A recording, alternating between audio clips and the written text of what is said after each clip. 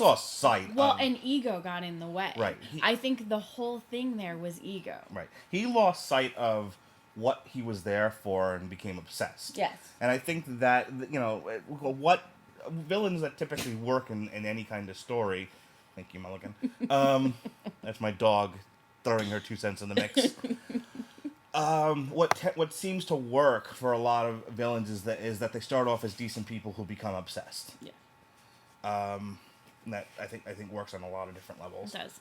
And that's where he's from. Where a lot of the Disney villains are so. And I go back to The Incredibles on this. The kid that Jason Lee's character. The little yeah, I know who you're talking about. The short guy is so over the top. But see, it works in the superhero type movie. But it's the same. It's kind of the same deal as this one is. I didn't think he was over the top though.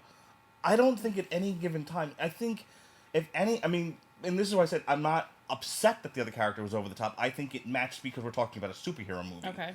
In this case, we're talking about a 60-year-old man. Actually, this guy would have been, 90?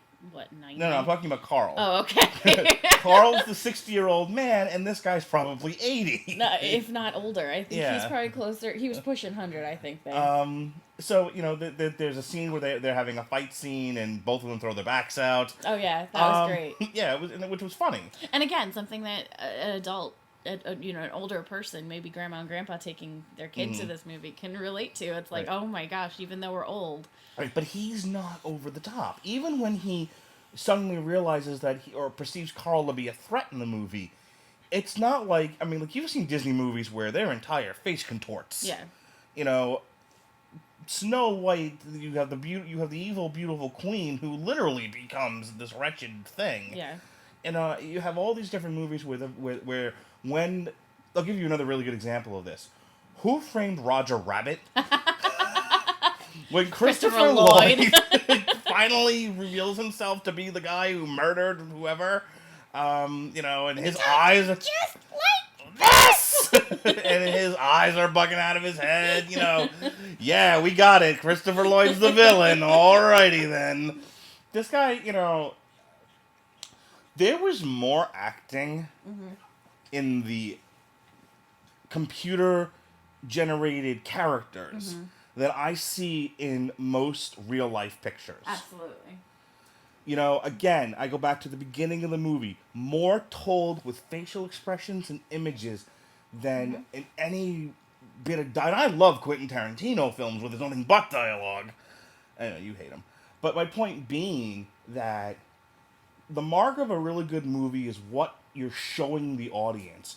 And when the villain turns finally on Carl, it's subtle and awesome at the same time without being over the top. He isn't, Anakin Skywalker turned Darth Vader. The worst acting scenes I've ever seen in my life.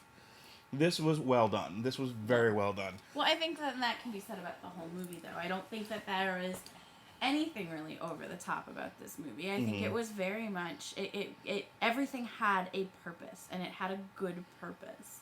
There wasn't just extra crap thrown in just because, they wanted to market it better to kids. Maybe the talking dogs, but again... I was going to ask you, what purpose did you think the talking dog served other than the hyena / henchman, Well, the other side of it, though... and comedy relief. Dog, who I love. I just adored Doug. Doug, though, really kind of... Well, who's Doug? Doug is the talking dog. He's the silly talking dog. Squirrel. No, but I think that part of the purpose of that character, though, was to help show Carl you can have love for something else, and something else can be there for you and take care of you, and for you to take care of it, like you had been, doing with your wife.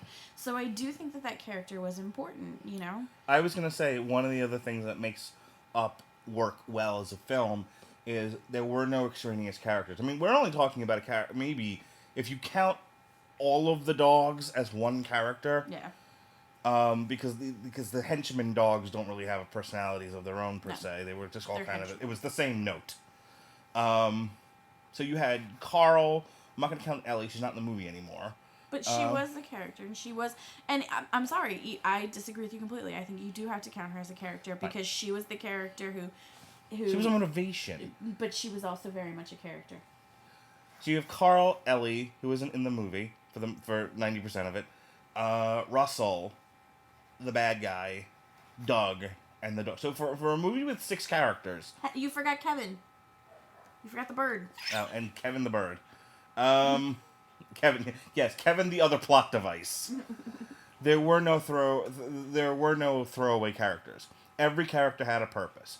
A couple of your main protagonists had arcs. Doug had an arc. Yeah, that dog did. The dog did have a arc. He had an arf too. That was terrible. I know. I'm sorry. I was doing it for Mulligan's amusement. So you had Doug, who has an arc, Russell, who has an arc, and Carl, who has an arc, which is great. And you can have multiple characters having arcs, and having their own plot lines without it turning into fucking Pirates of the Caribbean, too. I like those movies. Yeah, we'll get to that another day. I don't think we need to talk about the animation. It was good. Yeah. The Pixar It's never. Pixar. It's beautiful. It's always going to be beautiful. Yeah, I would say you can make Pixar can make a movie with a terrible plot line, but the animation's always going to be Right. good. Well, they've done that. Yeah. Why? Which movie do you think was better? I don't know, but I know they've done it because I can remember seeing one going, really? I wasted my time on this, but I can't think of it off the top of my head. It tells you how memorable it was. I think that might have been A Bug's Life. Possibly. I remember thinking it was cute. So yeah, I don't know too many people who thought A Bug's Life was good. But anyway, Up was fantastic. It was. I really enjoyed it. I hate to give something a perfect 10. No, because you can't. Nothing is ever perfect. No, there are some movies that I think that I would absolutely give a 10 to. See, I can't think of a single one I'd give a 10 to. I don't have any major problems with Up. Some of it's a little silly. Dogs flying planes. The fact that a 60-year-old man dragged a house across a desert. No, across a plateau. It was a plateau. Yes, know your geographical formations. All right, teacher. So I mean, little stupid things like that. But I'm not one to quibble. I'm not one of these reviewers who's going to focus on the negative, especially when there was so much positive. So I would absolutely give Up a 9. I agree. A 9. Okay. And we will be back yet with another review. We've got some that we're working on in the future. I'm going to try to get Melissa to watch some of my old war movies like Full Metal Jacket and Reservoir Dogs. Not going to happen. If you have a suggestion, something you'd like to see Mr. and Mrs. Radulich review, please email me at mradulich at gmail.com. That's mradulich@gmail.com. All right, say goodbye, Mrs. Radulich. Bye! That was a perfect opportunity for you to go goodbye, Mrs. Radulich. No, I'm not that type of person. I thought we were going to do like a George Burns thing. All right, good night, everybody.